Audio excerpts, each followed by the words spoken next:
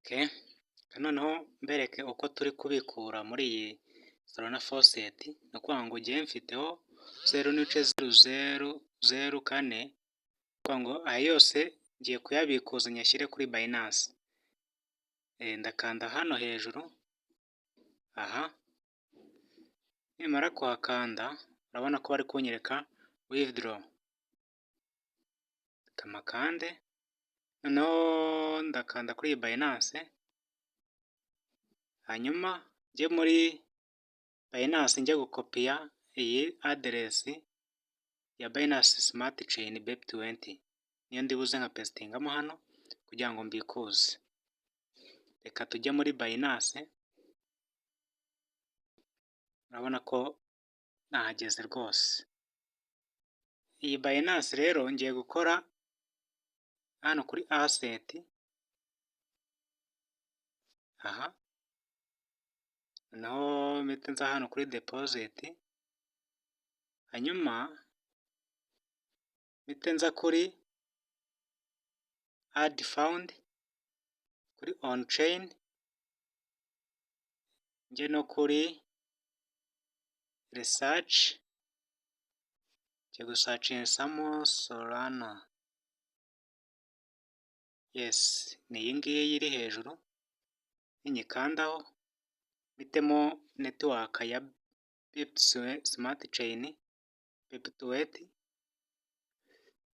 noneho nyikore copy, ndangiza ndaza muri ya Solana Faucet yanjye ndayikopiyamo, urabona ko ibaye copied rwose. Noneho icyo ndi bukore ndahita nkora hano kuri request pair out,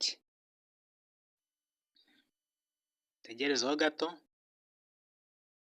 Yes, murabona ko bise bikunda rwose. Ubwo rero kuri balance yanjye ndizera ko aya mafaranga angezeho, ni ukuvuga ngo bahise banyoherereza email, biri gutinda ariko biraza kujyaho kuko urabona ko kuri balance yanjye yavuyeho. Reka turebe muri notification zigaragaza niba koko byakunze. Urabona ko biracyari muri pending, ariko birakunda, biraza gukunda kuko urabona ko hari nk'ayo nigeze kubikuza, aya urabona ko yabaye paid, yagiyeho rwose. Ubwo rero kanze mwereke kuri Binance igihe ubwo yari yagiyeho, urabona ko yari yagiyeho kuri 12 February 0.0002.